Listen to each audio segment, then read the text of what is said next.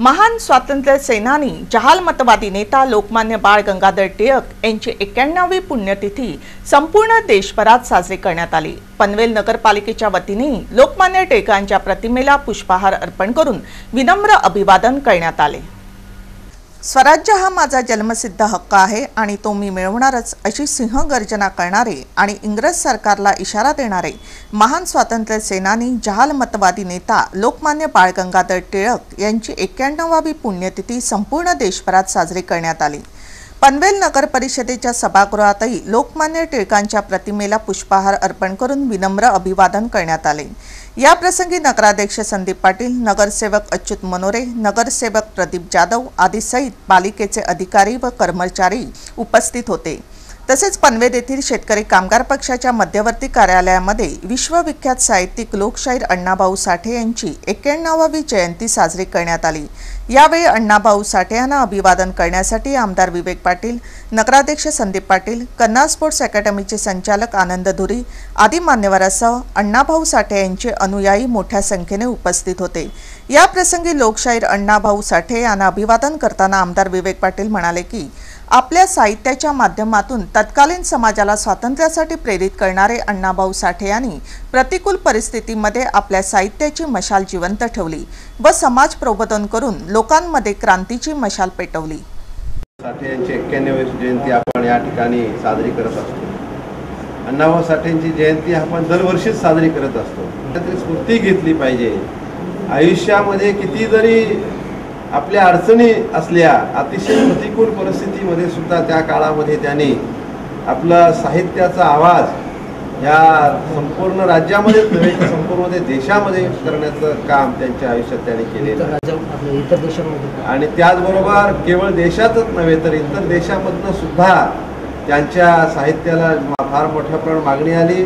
त्यांचं साहित्य हे सगळ्यांना निश्चितपणे आवडेल असं होतं आणि त्यांनी उभ्या आयुष्यात केलेलं जे काम आहे हे कामाची स्फूर्ती घेऊन केवळ त्यांच्या जीवनावर आपण 4 शब्द बोलण्यापेक्षा त्यांच्या जीवनापासून त्यांच्या सगळ्या चरित्रापासून स्फूर्ती घेऊन आपण काहीतरी काम केलं पाहिजे।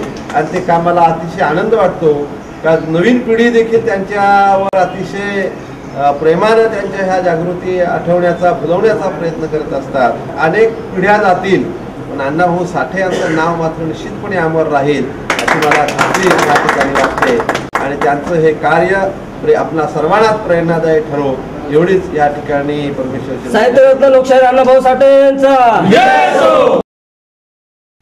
श्री भगवान शंकराला पांढऱ्या रंगाचं फूल अर्पण करतात। फुले अनेक आकारात, प्रकारात आणि सुवासात उपलब्ध आहेत, परंतु या सर्वांमध्ये ब्रह्मकमळ हे दुर्मिळ फुल आहे। घनदाट बर्फाळ जंगलात येणारं हे ब्रह्मकमळ आता अनेक घरांमध्ये फुलताना दिसत आहे।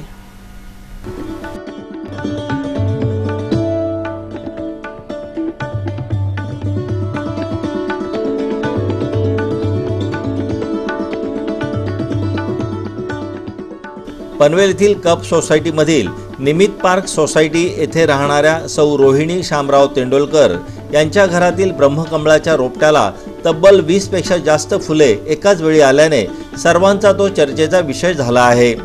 श्री महाविष्णूंनी सदाशिवाची ब्रह्मकमळाने पूजा केली होती। श्री विष्णूच्या नाभीतील कमळाला सुद्धा ब्रह्मकमळच असे म्हणतात। दिव्य लोकातील ब्रह्मकमळापासून भूमंडलातील हिमालयामध्ये हे कमळ सापडते। सुमारे 12,000 फुटांवर हिमालयात वर्षातून एकदाच हे फूल उमलते। अर्धरात्रीच्या वेळी हे फूल उमलते आणि उमलत असताना सभोवतालचा परिसर अद्भुत सुवासाने भरून जातो। हिमालयातील साधक महात्मे अशा ब्रह्मकमळाच्या शोधात असतात।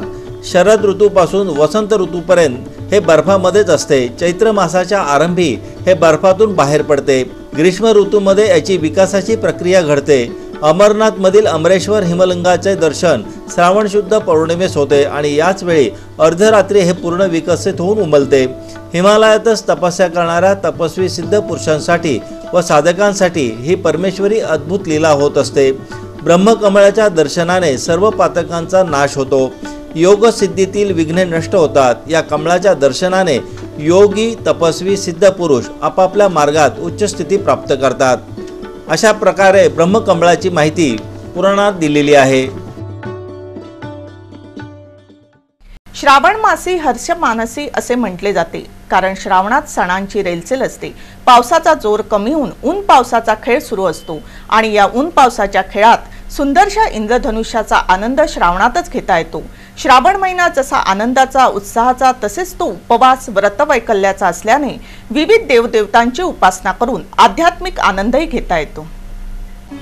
श्रावण महिन्यात प्रामुख्याने सोमवारचा उपवास करून श्री शंकराच्या मंदिरात जाऊन शंकराच्या पिंडीवर अभिषेक करून विधिवत पूजा करण्यात येते.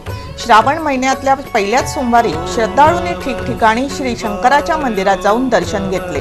शिवाय हर हर भोले नमः शिवाय.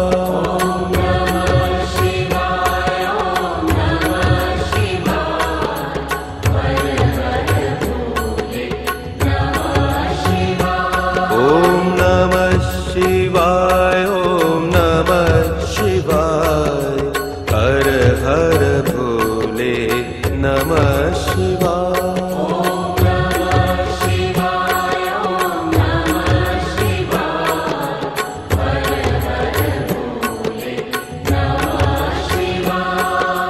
रामेश्वराय शिव रामेश्वराय हर हर भोले नमः शिवाय.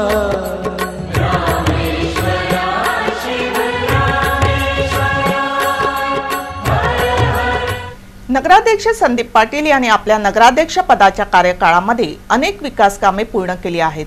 प्रामुख्याने स्वच्छतेला प्राधान्य देऊन स्वच्छ व सुंदर पनवेलची संकल्पना राबविली आहे. परंतु विकास कामामध्ये नेहमीच अडथळा आणणाऱ्या काँग्रेसीयांनी पुन्हा एकदा नगराध्यक्ष संदीप पाटील यांनी केलेल्या विकास कामाबाबत ओरड सुरू केली आहे. काही दिवसांपूर्वी नगराध्यक्ष संदीप पाटील यांनी पनवेल शहरातील बंद अवस्थेतील मुताऱ्या जमीनदोस्त केल्या होत्या. स्थानिक नागरिकांच्या मागणीनुसारच या मुताऱ्यांवर तोडक कारवाई करण्यात आली. परंतु नगराध्यक्ष संदीप पाटील यांच्या निर्णयावर विरोधी गटातील काँग्रेसने त्यावरही राजकारण सुरू केले. ज्या मुताऱ्यांमुळे स्थानिक नागरिकांना त्रास होत होता त्या मुताऱ्या जमीनदोस्त केल्या गेल्या. परंतु काँग्रेसने संदीप पाटील यांच्यावर टीका करीत युतीमध्ये फूट पाडण्याचा प्रयत्न सुरू केला. स्थानिक वर्तमानपत्रांमधून बातमी छापून रमेश गुडेकर यांच्या माध्यमातून विरोधकांनी संदीप पाटील यांच्यावर मनमानी करण्याचा आरोप केला आहे. परंतु स्वतः रमेश गुडेकर यांनी या आरोपांचे खंडन करीत युतीचा निर्णय योग्यच असल्याचे सांगितले. विशेषतः ही जी बाब आहे आता मुतारीच्या बाबतीतली जो प्रश्न जो निर्माण झालेला आहे त्याच्याबद्दल जी बातमी आहे त्याच्याबद्दल तुमचा जो प्रश्न आहे, आम्ही जो कार्यक्रम घेतलेला जो आहे महायुतीने, त्याच्यामध्ये एक स्वप्न असं आहे की आज वाढत्या पनवेलमध्ये स्वच्छ आणि सुंदर पनवेल असावं, त्याचप्रमाणे ह्या मुताऱ्या सुद्धा स्वच्छ आणि सुंदर असाव्यात ही भावना आमच्या महायुतीची आहे. त्या महायुतीच्या भावनेतून या मुताऱ्या आम्ही जरी तोडल्या तरी परत त्या तिथंच त्या बांधायच्या आहेत असं आमचं त्याच्यामध्ये आमचा असणार नाही. त्याच्यामुळे ह्या असं कोणाला वाटतं की त्या मुताऱ्या तिथनं काढल्या काहीतरी त्यात व्यवहार झाला, असा कोणताही व्यवहार झालेला नाही. त्या मुताऱ्या परत तिथं बांधलेल्या. विशेष करून जी एसटी स्टँडवरची विश्व हॉटेलच्या समोरची जी काही मुतारी तोडली गेलेली आहे ती मुतारी तिथील हॉटेलवाल्यांनी आम्हाला लेखी त्यांनी एक निवेदन दिले. त्या निवेदनामध्ये त्यांनी ती मुतारी सुशोभित त्यांनी त्या बांधायच्या त्यांनी त्यावेळेला आम्हाला त्या पत्रातून कळवलेलं आहे. त्याच्यामुळे तिथली ती मुतारी त्या पद्धतीने ते करणारच आहेत. त्याच्यामध्ये ती कशी सुशोभित असेल आणि एकदम पनवेलला ती चांगली सुंदर कशी ही भावना आज आमच्या महायुतीची आहे. त्याच्यासाठी ह्या सगळ्या मुताऱ्याच्या या ज्या काही तोडलेल्या आहेत त्या स्वच्छ आणि सुंदर बांधण्यासाठीच तोडलेल्या आहेत असं मला म्हणायचं आहे. या विषयावर नगराध्यक्ष संदीप पाटील यांच्याशी बातचीत केली असता त्यांनी हा आरोप फेटाळून लावला व स्वच्छ पनवेल सुंदर पनवेल हे उद्दिष्ट ठेवून आम्ही नागरिकांच्या मागणीनुसारच दुरावस्थेत असलेल्या मुतारांवर कारवाई केली. तसेच लवकरच त्याच जागेवर पुन्हा अद्ययावत मुतारा बनवण्यात येतील असे आश्वासन दिले. महायुतीच्या माध्यमातून आम्ही जे काय ते निर्णय घेत आहोत त्यांच्याबद्दल पोटशूळ विरोधकांमध्ये उठणारच ते साहजिकच आहे आणि त्याच्यामुळे त्यांना आता हे थोडी धडकी भरलेली की निश्चित हे नक्की काय काम करत आहे. स्वच्छ पनवेल सुंदर पनवेल या ब्रीद वाक्याखाली आता आम्ही जे काम करायला सुरू होतो. वास्तविक पहिली जी मुतारी आम्ही तोडली ती जवळजवळ आता त्याला 1.5 महिने झालेले आहेत आणि एस टी स्टँडवरची मुतार तिथल्या लोकांचं, हॉटेलवाल्यांचं आणि येणाऱ्या नागरिकांमध्ये एकदम किडे पडलेले होते. अतिशय वाईट परिस्थिती त्या मुतारीची होती आणि म्हणून ती तोडून टाकली आणि त्याच जागेवर चांगल्या पद्धतीची नवीन अशा आम्ही तिथं मुतारी बांधण्याचा मानस आम्ही युतीच्या माध्यमातून केलेला आहे. दुसरी जी आम्ही इथे महाड बँकेच्या समोरची तोडली ती रोड वायडिंगमध्ये अडथळा येणारी होती. तिथं कोणीही त्याचा वापर करत नव्हता आणि जवळजवळ 4 मीटर त्याच्यामध्ये रस्त्याची रुंदीकरणाचा प्रस्ताव अडवला होता. RTOने देखील त्याच्याबद्दल तक्रार केल्या होत्या आणि म्हणून ती देखील तिथून तोडून टाकलेली आहे. उरण तालुका पूर्व विभाग रहिवासी सेवा संघ पनवेलतर्फे शनिवारी शालांत परीक्षेत चांगल्या गुणांनी उत्तीर्ण झालेल्या विद्यार्थ्यांचा सत्कार पनवेल येथील VK हायस्कूल येथे आयोजित करण्यात आला होता. या कार्यक्रमासाठी प्रमुख पाहुणे म्हणून महाराष्ट्र राज्य क्रांतिकारी सेवा संस्थेचे संस्थापक अध्यक्ष नामदेव फडके यांना आमंत्रित करण्यात आले होते. उरण तालुका पूर्व विभाग रहिवासी सेवा संघ पनवेलच्या वतीने शनिवारी शालांत परीक्षेत चांगल्या गुणांनी उत्तीर्ण झालेल्या विद्यार्थ्यांच्या सत्कार समारंभाचे आयोजन पनवेल येथील VK हायस्कूल येथे केले होते. या कार्यक्रमासाठी प्रमुख पाहुणे म्हणून महाराष्ट्र राज्य क्रांतिकारी सेवा संस्थेचे संस्थापक अध्यक्ष नामदेव फडके यांना आमंत्रित करण्यात आले होते. या प्रसंगी पजो म्हात्रे विद्यालयाचे माजी प्राचार्य BR गावंड, महाराष्ट्र राज्य क्रांतिकारी सेवा संघाच्या महिला अध्यक्षा उज्ज्वला पंडित, AD पाटील, गौरव क्लासेसचे संचालक GS वर्तक, प्रफुल्ल वेदक, RK म्हात्रे, संतोष फुलोरे, मच्छिंद्र वर्तक, पंढरीनाथ म्हात्रे आदींसहित शिक्षक व विद्यार्थी तसेच पालक मोठ्या संख्येने उपस्थित होते.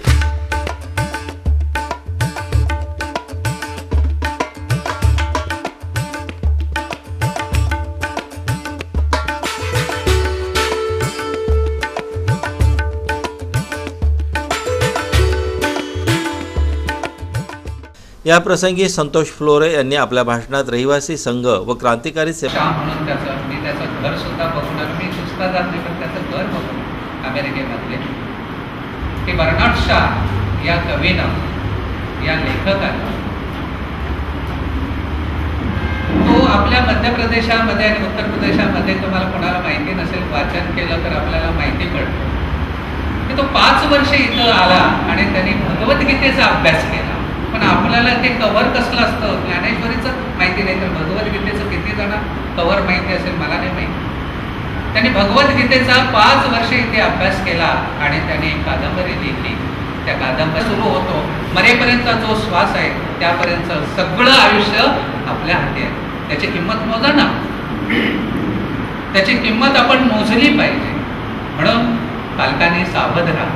इथून पुढे फार म्हणजे उत्क्रांती नाही, पूर्वी शिक्षणात उत्क्रांती व्हायची 10-10 वर्षांनी, पण आता क्रांती होते आणि क्रांती ही अतिशय जहाल असते आणि त्यामध्ये जर आपण होरपळून निघालो तर मग आपला काहीच उपयोग नाही. तर त्यामध्ये लव्हाड्यासारखं आपण तरुण गेलं पाहिजे, एवढी तरी बांधिलकी आपली असली पाहिजे. विधानमंडळाच्या वर्षाकालीन अधिवेशन सत्रामध्ये आमदार विवेक पाटील यांनी सार्वजनिक बांधकाम विभागाच्या मागण्यांमध्ये पोलिसांच्या गृहनिर्माणाकरता तरतूद व्हावी अशी मागणी केली. यामध्ये पनवेलमधील पोलिसांसाठी बनविण्यात आलेल्या घरांना आधुनिक पद्धतीने बनविण्याची मागणी कपात सूचनेद्वारा प्रस्तुत केली. विधानमंडळाच्या पावसाळी अधिवेशनात सरकारने सुमारे 3.5 कोटींच्या पुरवण्या मागण्या सभागृहासमोर मंजुरीकरिता ठेवल्या. सदर मागण्यांमध्ये सार्वजनिक बांधकाम विभागाच्या मागण्यांमध्ये पोलिसांच्या गृहनिर्माणाकरिता तरतूद करण्यात आली होती. आमदार विवेक पाटील यांनी सदर मागण्यांवर महाराष्ट्र विधानसभा नियम 256(1) अन्वये ₹100ची कपात सूचना दिली. आपल्या कपात सूचनेत आमदार विवेक पाटील म्हणाले की पनवेल शहरात असलेली पोलिसांची वसाहत बैठ्या चाळींच्या स्वरूपात असल्याने व गेल्या कित्येक वर्षात तिची देखभाल व दुरुस्ती न केल्यामुळे सदर वसाहतीची मोठ्या प्रमाणात पडझड झाली आहे. या वसाहतीमध्ये राहणे पोलिसांना अशक्य झाले आहे. त्यामुळे शासनाने या इमारतीचे आधुनिक पद्धतीने पुनर्बांधणी करावी अशी मागणी आमदार विवेक पाटील यांनी केली आहे. आमदार विवेक पाटील यांनी मांडलेली कपात सूचना विधानसभा अध्यक्ष दिलीप वळसे पाटील यांनी स्वीकृत केली असून पुढील कार्यवाहीसाठी सभागृहासमोर ठेवली. कर्नाळा आजतकच्या बातमीपत्राबाबत आपणास काही माहिती द्यायची असेल, काही सूचना करायच्या असतील तर संपर्क साधा. आमचा पत्ता आहे संपादक रमेश भोळे, कर्नाळा आजतक कार्यालय, गेट नंबर 2, गाळा number 9A, Karnala sports academy Panvel. आमचे फोन नंबर आहेत 9323855055 किंवा 9970062185 आणि आमचा ईमेल ID आहे karnalaaztak@gmail.com.